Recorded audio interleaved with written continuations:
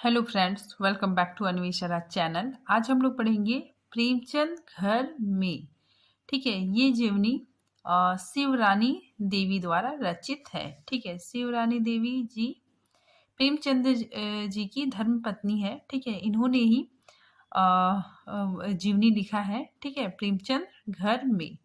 ठीक है, तो इसको हम लोग पूरे डिटेल से पढ़ेंगे। ठीक है, चलिए आइए पढ़ना स्टार्ट करते हैं। देखिए, प्रेमचंद घर में शिवरानी द्वारा लिखित है। ठीक है, और शिवरानी द्वारा लिखित जीवनी है। ठीक है, विधा, अगर हम विधा देखें तो ये जीवनी विधा है।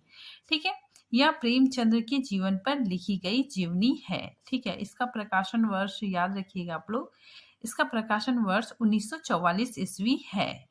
ठीक है, आगे देखिए, शिवरानी देवी ने प्रेमचंद घर में नाम से प्रेमचंद्र की जीवनी लिखी है। ठीक है, अब सबसे पहले हम लोग देखते हैं भूमिका। ठीक है, भूमिका से काफी ज्यादा क्वेश्चन आते हैं हर एग्जाम में। ठीक है, तो हम लोग भूमिका को पूरे अच्छे से पढ़ते हैं। ठीक है, तो देखिए, भूमिका दो शब्द, ठीक है, दो शब्द नाम से लिखा गया है और खुद लेखिका ने, ठीक है, शिव रानी देवी ने ही लिखा है। ठीक है, तो चलिए हम लोग भूमिका पढ़ते हैं। देखिए, पाठकों के सामने इस पुस्तक को रखते हुए मुझे वही सुख अनुभव हो रहा है जो एक आदमी को अपना कर्तव्य पूरा करने से होता है। ठीक है, तो लेखिका कहती है कि मुझे वैसा ही अनुभव हो रहा है जैसा एक आदमी को अपने कर्तव्य को पूरा करने से होता है।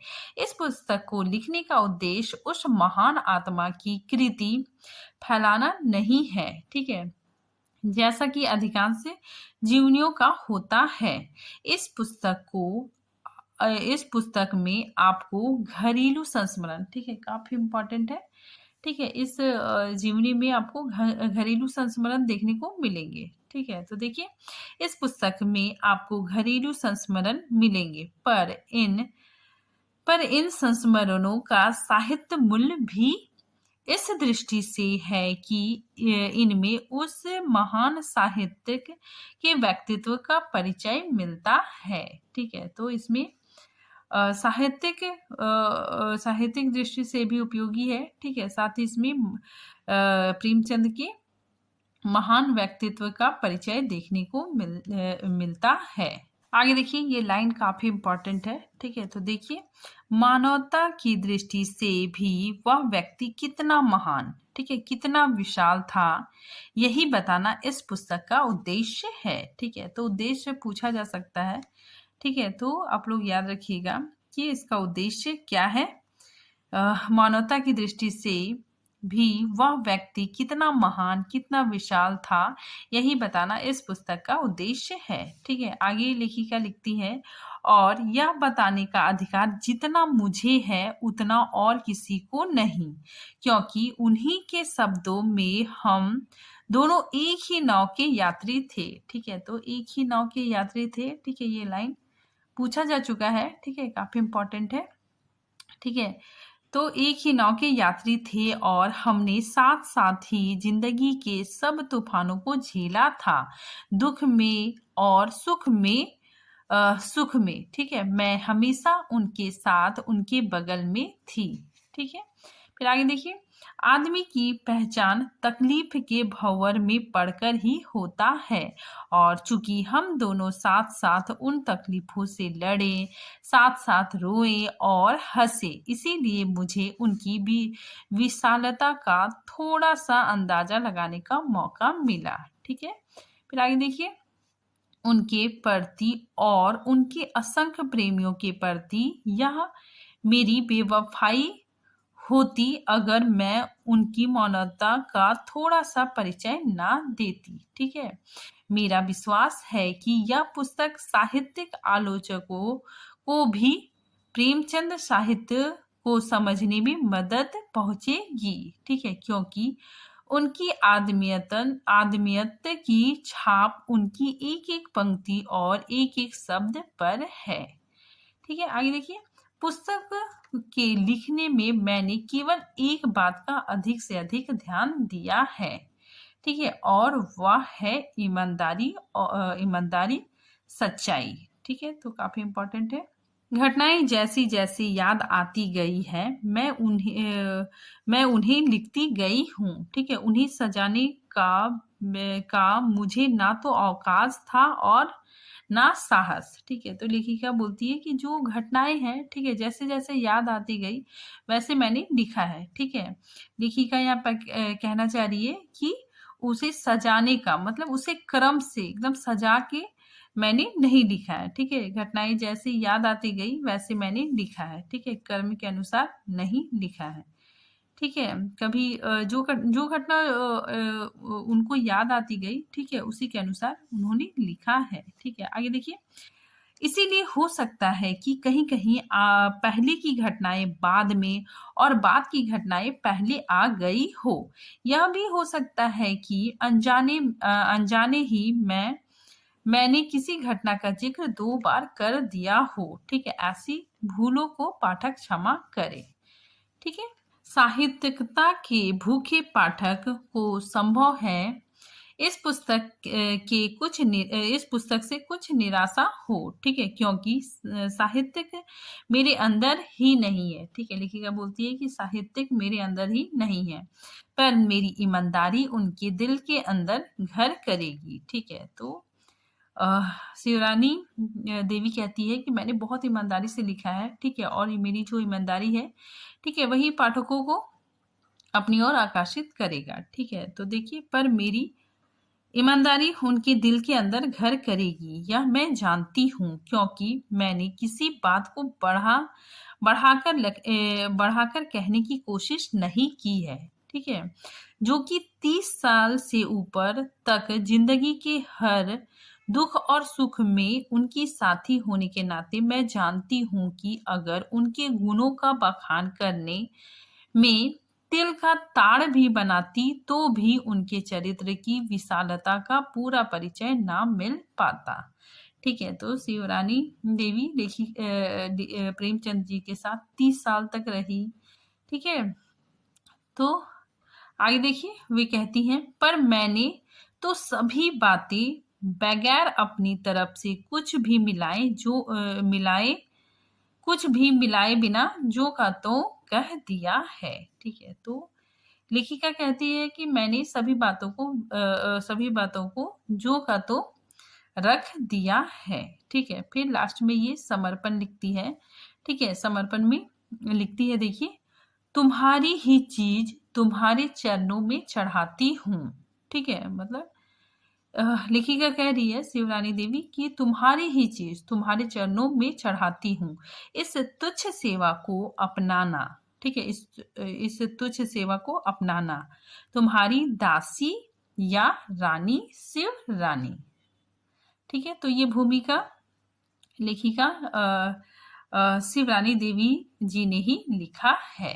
देखिए, ये काफी इंपॉर्टेंट है। ठीक है, तो देखिए, इनका पहला उपन्यास प्रेमा को माना जाता है। ठीक है, तो प्रेमचंद जी का पहला उपन्यास प्रेमा को माना जाता है, लेकिन इस पुस्तक के अनुसार मतलब प्रेमचंद घर में, ठीक है, जो शिवरानी देवी ने लिखा है। ठीक है, तो इस पुस्तक के अनुसार इनका पहला उपन्यास कृष्णा है, जो 1905 ईस्वी में प्रयाग से छपा था। ठीक है, तथा दूसरा उपन्यास प्रेमा को माना गया है। ठीक है, तो इसमें यही बताया जा रहा है कि प्रेमचंद जी का जो पहला उपन्यास है, ठीक है, वो प्रेमा है।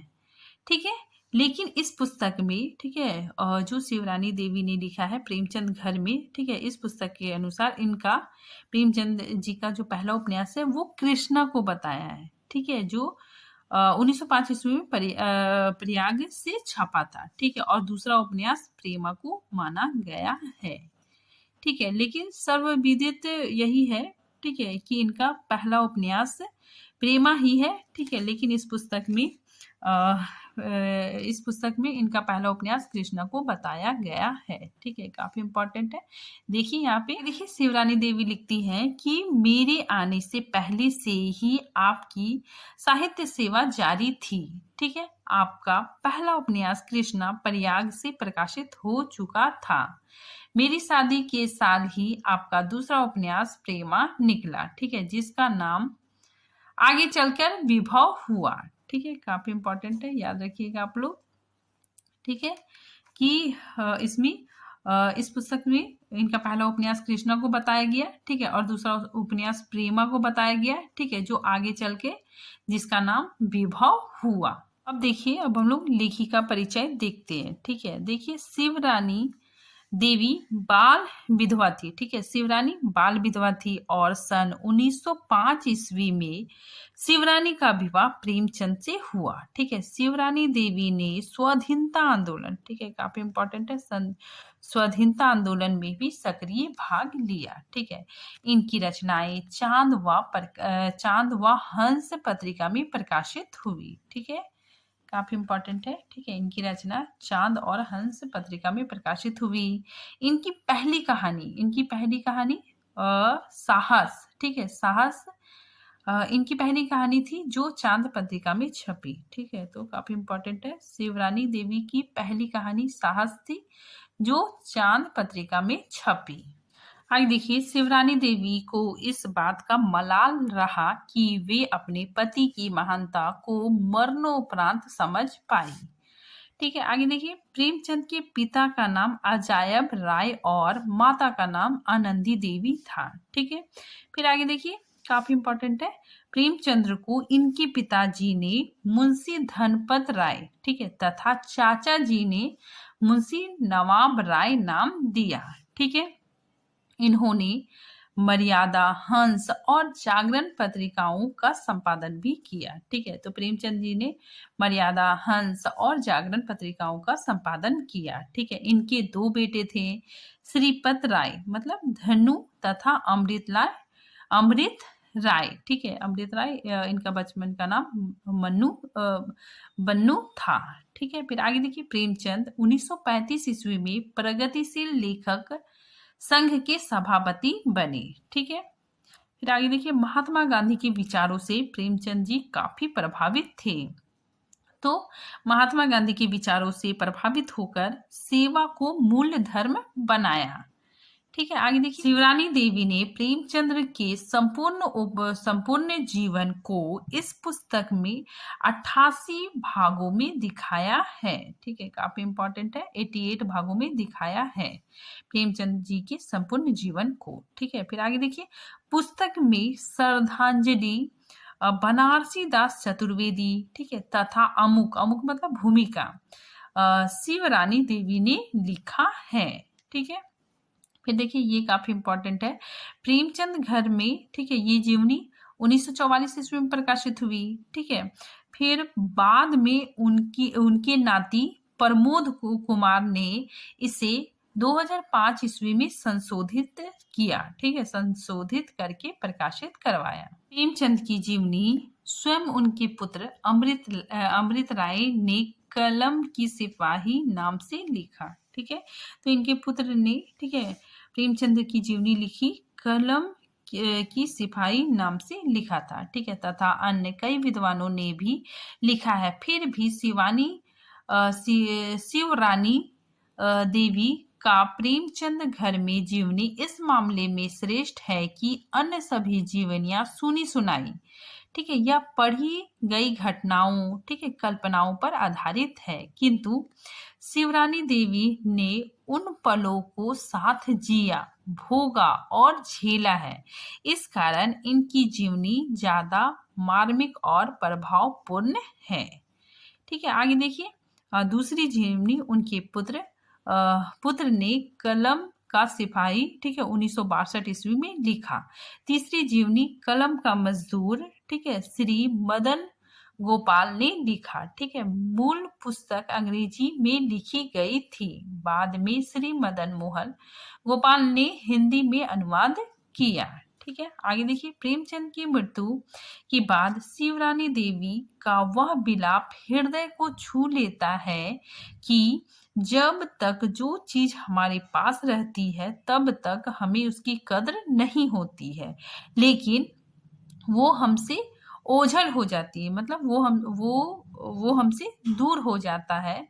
ठीक है, तो हमारा मन पछताता रहता है। ठीक है, फिर हमारे पास दुखी होने के अलावे और कोई विकल्प नहीं बचता है। ठीक है, तो ये कोटेशन याद रखिएगा, काफी इंपॉर्टेंट है, ठीक है। शिवरानी देवी अपने पति के बारे में कहती है कि जब तक इंसान के पास कोई चीज होता है, ठीक है, तो उसकी कद्र नहीं करता है, ठीक है, लेकिन जब वो चीज उससे दूर चला जाता है, ठीक है, तो उसको उसको बहुत ज्यादा दुख होता है, पछतावा होता है, ठीक है।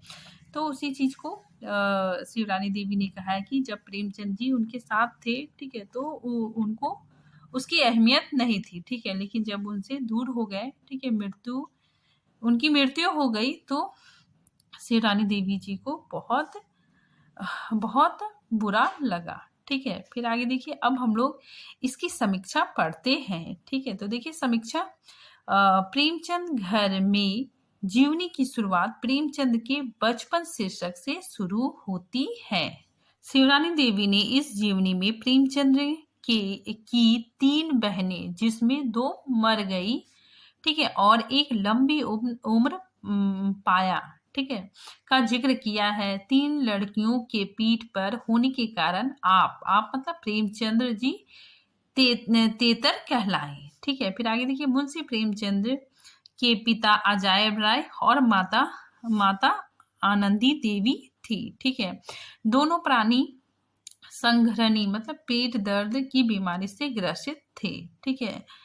फिर आगे देखिए, मुंशी प्रेमचंद की पढ़ाई की शुरुआत 5 वर्ष में पहली पहल उर्दू से शुरू हुई, ठीक है।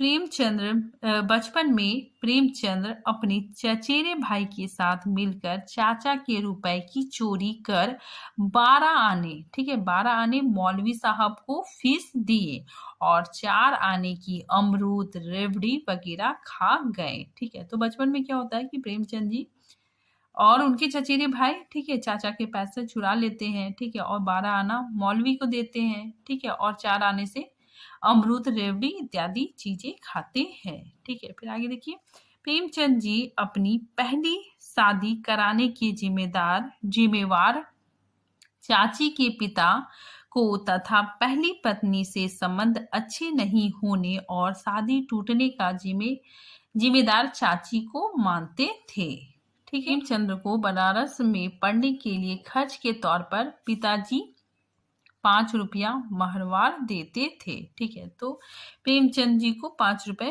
अपने पिता से पढ़ाई के खर्च के लिए मिलते थे, ठीक है। आगे देखिए, शिवरानी देवी की पहली शादी 11 साल में हुई थी और मात्र 3-4 महीने में ही विधवा हो जाती है, ठीक है। शिवरानी देवी के पिता ने शिवरानी देवी की दूसरी शादी के लिए इश्तहार निकाले, ठीक है, मतलब न्यूज़पेपर में एडवर्टाइजमेंट निकाले थे, ठीक है, तो उसी को इश्तहार कहा जाता है, ठीक है। तो शिवरानी देवी के पिता शिवरानी देवी की दूसरी शादी के लिए इश्तहार निकाले, जिसे पढ़कर प्रेमचंद खुद शादी के लिए खत लिखे थे। शिवरानी देवी महोबा के दौरान वहां की एक घटना का जिक्र करते हुए कहती है कि महोबा में स्त्रियां अपने बारात के विदा होने के बाद रात को हर एक के घर में बजाती गाती है, ठीक है, मतलब वो लोग गाती बजाती है, ठीक है, और एक हाथ में आरती का थाल लिए रहती है तो दूसरे हाथ में बेलन लिए रहती है, ठीक है। जो पुरुष घर में रहता है बारात में नहीं जाता, ठीक है, वो उसको उसी से मारती है, ठीक है, मतलब जो पुरुष अगर बारात में नहीं जाता है, ठीक है, तो ये स्त्रियां बेलन से मारती है, ठीक है, ऐसा जिक्र शिवरानी देवी ने किया है, ठीक है। आगे देखिए, शिवरानी देवी कहती है कि उनकी यानी प्रेमचंद जी की चाची और उनकी बहन, ठीक है, मतलब प्रेमचंद जी की बहन और चाची में नहीं पड़ती है, ठीक है। चाची के वैमनस्य के कारण उनकी बहन 15 साल तक मायके नहीं आती, ठीक है। आगे देखिए, प्रेमचंद अपनी चाची के प्रति सौहार्दपूर्ण व्यवहार रखते थे, किंतु चाची न केवल उनके प्रति बल्कि उनकी बहन, पत्नी, ठीक है, प्रेमचंद जी की पत्नी शिवरानी देवी के प्रति भी हमेशा अनिष्ट का व्यवहार रखती थी। प्रेमचंद्र का सोजे वतन कहानी संग्रह सरकार द्वारा जब्त कर कर लिया गया था, ठीक है। और कलेक्टर ने प्रेमचंद्र को बुलाकर कहा था कि अगर अंग्रेजी राज में तुम ना होते तो आज तुम्हारे दोनों हाथ कटवा लिए गए होते, ठीक है। तो इनका जो सोजे वतन है, ठीक है, ये अंग्रेजों द्वारा जब्त कर लिया गया था, ठीक है। फिर आगे देखिए, शिवरानी देवी साहित्य के प्रति अपनी रुचि के बारे में कहती है, ठीक है, कहती है कि शादी के पहले मेरी रुचि साहित्य में बिल्कुल नहीं थी। उसके बारे में मैं कुछ भी नहीं जानती थी। मैं पढ़ी भी नहीं के बराबर थी। आज मैं जिस लायक हूँ वह पति के द्वारा ही हूँ। कई वर्षों के बाद 1913 ईस्वी के लगभग उन्होंने हिंदी में कहानी लिखना शुरू किया, ठीक है। तो प्रेमचंद जी ने 1913 ईस्वी के लगभग हिंदी में कहानियां लिखना शुरू किया, ठीक है, क्योंकि प्रेमचंद जी उर्दू में लिखते थे, ठीक है। आगे देखिए, किसी कहानी का अनुवाद हिंदी में करते तो किसी कहानी का अनुवाद उर्दू में करते। आगे देखिए, शिवरानी देवी को यह पता था कि उनकी मतलब प्रेमचंद की पहली पत्नी मर चुकी है, किंतु बाद में जानकारी होने पर कि वह जिंदा है, ठीक है, पति से उसे लाने की जिद करने लगती है, ठीक है। मतलब जब इन्हें पता चलता है कि प्रेमचंद जी की पहली पत्नी जिंदा है, ठीक है, तो शिवरानी देवी अपने पति को बोलती है कि आप उनको लेकर आइए, ठीक है। शिवरानी देवी प्रेमचंद की पहली पत्नी को बुलवाने हेतु खुद खत भी लिखती है, ठीक है। फिर आगे देखिए, हाजमा खराब होने पर प्रेमचंद ने 6 महीने की लंबी छुट्टी ली।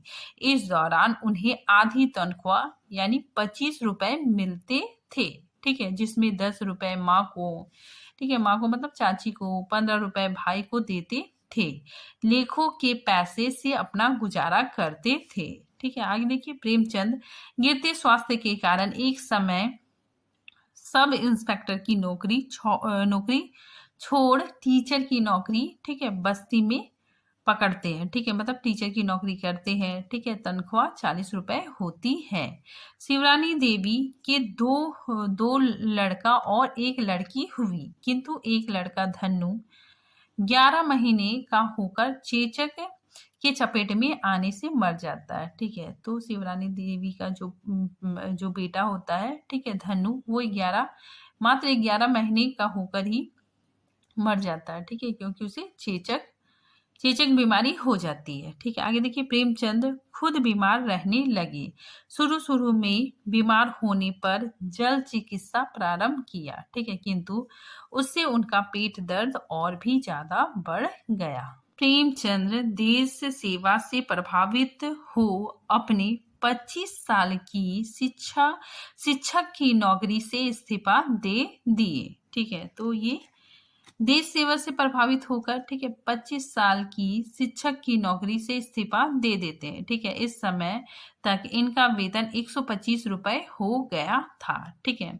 शिक्षक की नौकरी छोड़ने के बाद प्रेमचंद्र महावीर प्रसाद पोदार के निवास स्थान मानसी राम जाकर रहने लगे। पोदार जी ने प्रेमचंद्र की बहुत सेवा की, जिसके कारण वे स्वस्थ हो गए, ठीक है। आगे देखिए, प्रेमचंद जी ने महावीर प्रसाद पोदार जी के सांझे में चरखे की दुकान खोली, ठीक है। चरखे देहात से बनकर आते थे और बेचे जाते थे, ठीक है। आगे देखिए, उन दिनों फिर यहाँ पे शिवरानी देवी अपने बारे में बताती है, ठीक है। देखिए, उन दिनों मैं अकेली महोबा में रहती थी।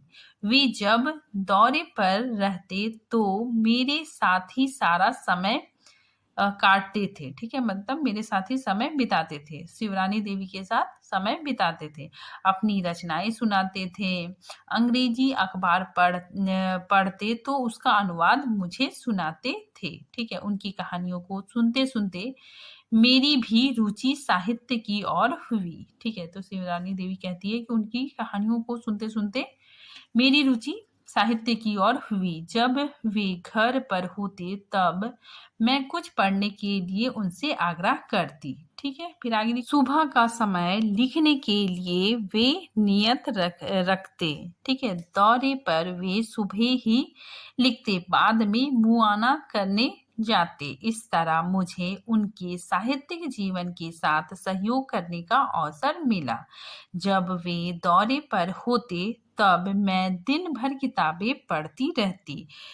इस तरह उनके घर रहने पर मुझे पढ़ने की आवश्यकता ना प्रतीत होती। ठीक है, मतलब शिवरानी देवी कहती है कि जब प्रेमचंद जी घर में रहते तो मुझे पढ़ने की आवश्यकता महसूस नहीं होती।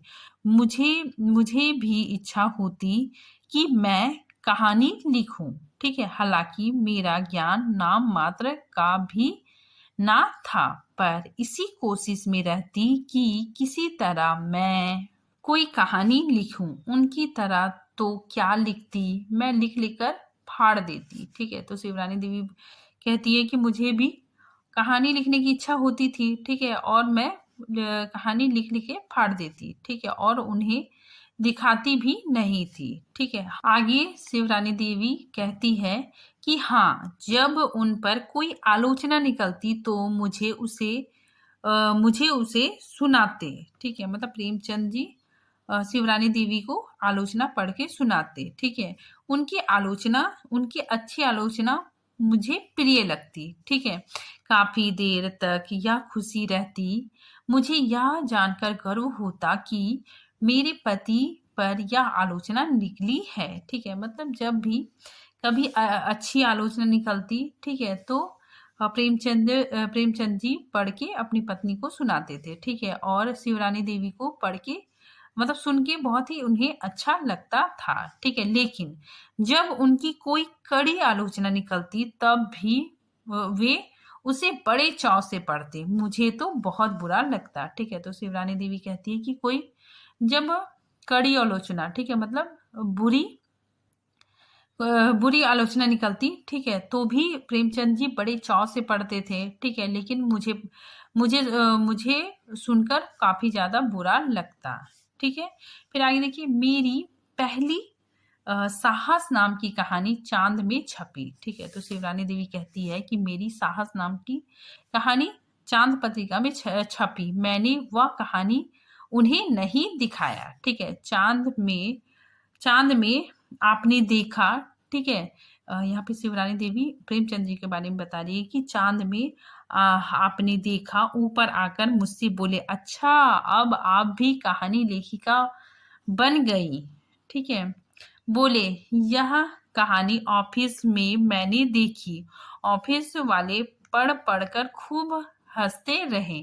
कईयों ने मुझ पर संदेह किया।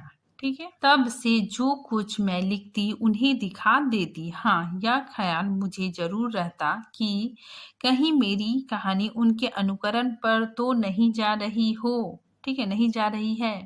ठीक है, क्योंकि मैं लोकापवाद को डरती थी। ठीक है, लोकापवाद से डरती थी। ठीक है, तो यहाँ पे शिवरानी देवी कहती है कि मैं जब भी कहानी लिखती थी तो उन्हें दिखा देती थी। ठीक है, क्योंकि मुझे डर होता था कि मेरी कहानी मतलब सेम टू सेम उन्हीं के जैसा ना हो। ठीक है, प्रेमचंद जी के जैसा ही ना हो। ठीक है, वरना लोग कहेंगे कि ये तो पूरा कॉपी है। ठीक है, पूरा नकल कर दिया। ठीक है, तो इसीलिए शिवरानी देवी कहती है कि मैं इस चीज का ख्याल रखती थी कि कहीं मेरी कहानी उनके अनुकरण पर तो नहीं जा रही है।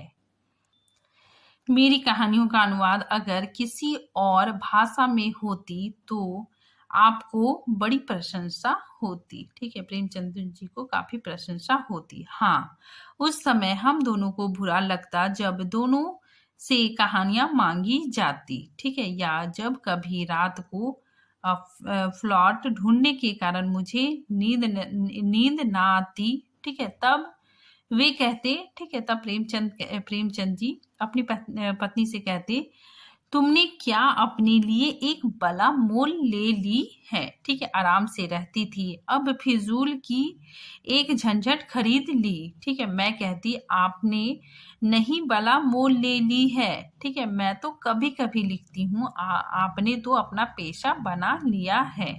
ठीक है, आप बोले तो उसकी नकल तुम क्यों करने लगी। ठीक है। मतलब यहाँ पे प्रेमचंद जी शिवरानी देवी को बोलते हैं, ठीक है, क्योंकि वो कहानी लिखने लगी थी, ठीक है, कि तुम क्यों फालतू का झंझट पाल ली हो, ठीक है, क्यों बेकार का झंझट पाल ली हो, ठीक है। तो शिवरानी देवी जी बोलती है कि आपने भी तो पाला है, ठीक है, मैं तो कभी कभी लिखती हूँ, आप तो अपना पेशा बना लिया है, ठीक है। तो प्रेमचंद जी कहते हैं तो उसकी नकल तुम क्यों करने लगी, ठीक है। तो आगे शिवरानी देवी कहती है कि मैं कहती हमारी इच्छा, मैं भी मजबूर हूँ, आदमी अपने भाव को कहाँ रखे, ठीक है।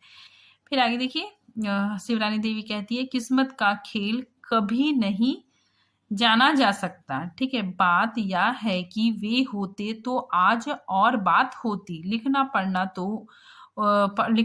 तो उनका काम ही था। मैं यह लिख नहीं रही हूँ, बल्कि शांति पाने का एक बहाना ढूंढ रखा है, ठीक है। तो ये कहती है कि मैं शांति पाने का एक बहाना ढूंढ रखा है। प्रेमचंद के साहित्य से प्रभावित होकर गवर्नर हैली साहब ने उन्हें राय साहबी का खिताब देना चाहते थे, ठीक है, किंतु प्रेमचंद जी ने उसे अस्वीकार कर दिया, ठीक है। आगे सन 1936 ईस्वी को, ठीक है, 20 जुलाई को स्वरूप रानी, ठीक है, जो जवाहरलाल नेहरू की माता है, ठीक है, उन्होंने लखनऊ में जो भाषण दिया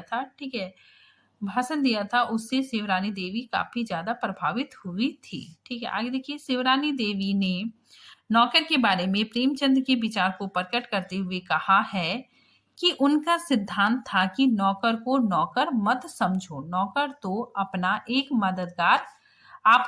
एक मददगार होता है, ठीक है। तुमको नौकर की जरूरत होती है, नौकर को तुम्हारी, दोनों को एक सी जरूरत होती है, ठीक है, ऐसा समझना चाहिए, ठीक है। तो ये विचार प्रेमचंद जी का था, ठीक है। आगे देखिए शिवरानी देवी प्रेमचंद के गुस्से के बारे में कहती है कि उन्होंने जीवन में मात्र 2 बार गुस्सा किया, ठीक है, एक बार अपने बेटे धन्नू पर और एक बार मेरे ऊपर, ठीक है। आगे देखिए अगस्त 1936 को गार्गी के मौत पर प्रेमचंद जी ने तबीयत खराब रहने की स्थिति में भी भाषण लिखा था, ठीक है। देखिए प्रेमचंद अपनी पत्नी में माँ का हृदय पाते थे, ठीक है। यही कारण है कि पहले शिवरानी देवी को श्रद्धापूर्ण सलाम किया करते थे। शिवरानी देवी जब इस सलाम के बारे में उनसे पूछती तो उन्होंने कहा था उम्र, रिश्ता या पदवी कोई चीज नहीं दिखता है, मैं तो हृदय देखता हूँ, और तुम्हारा हृदय माँ का हृदय है।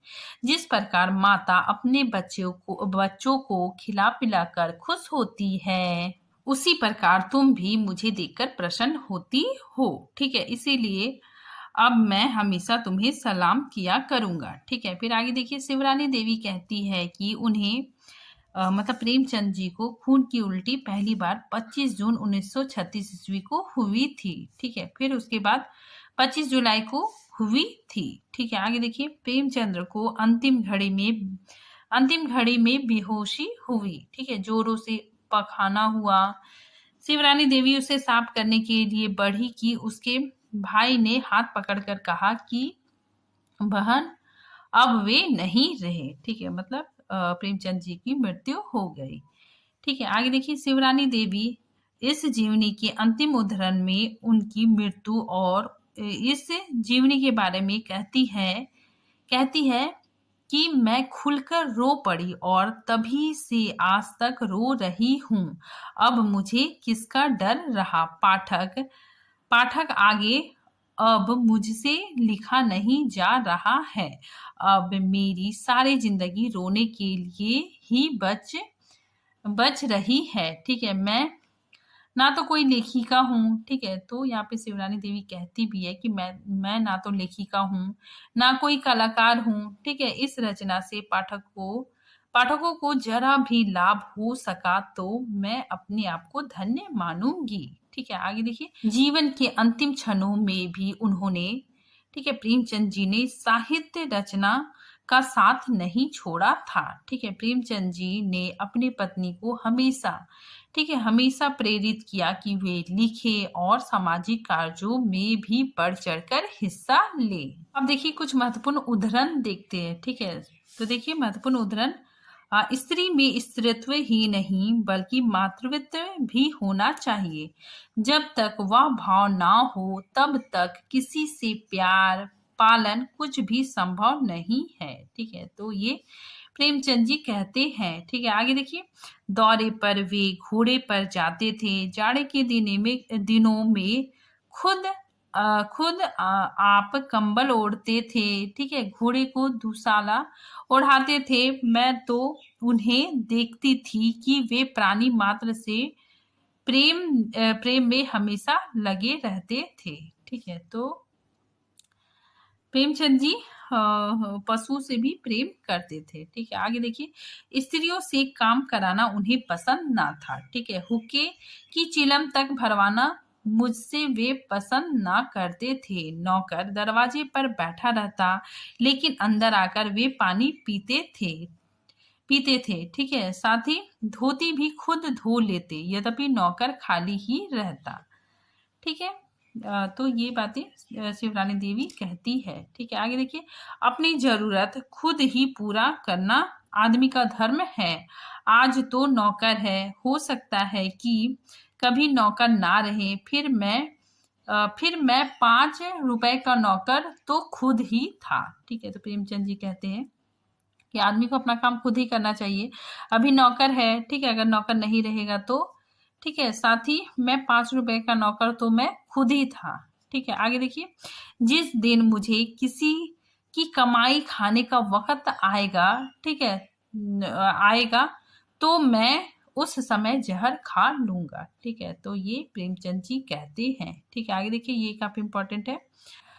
यह तो हमेशा की बात है। जब सरकार किसी पुस्तक को जब्त करती है तो उसके खरीदारों की संख्या बढ़ जाती है। ठीक है, महज यह देखने के लिए कि आखिर उसमें है क्या। ठीक है, तो जब सोजे वतन जब्त हो जाता है, ठीक है, तब उनकी पत्नी पूछती है, तब प्रेमचंद जी कहते हैं कि जब सरकार किसी भी पुस्तक को जब्त करती है तो खरीदारों की संख्या और भी बढ़ जाती है। ठीक है, महज यह देखने के लिए कि उसमें आखिर है क्या। ठीक है, आगे देखिए, ये भी काफी इंपॉर्टेंट है। जिस भाषा का साहित्य अच्छा होगा उसका समाज भी अच्छा होगा। समाज में अच्छा होने का मजबूरन राजनीतिक भी अच्छी होगी। ये तीनों साथ साथ चलने वाली चीजें हैं। ठीक है, तो तीनों कौन कौन आ गया? पहला साहित्य, दूसरा समाज और तीसरा राजनीतिक। ठीक है, तो आज ये टॉपिक यहीं पे खत्म होता है। मिलते हैं नेक्स्ट टॉपिक के साथ, तब तक के लिए थैंक यू।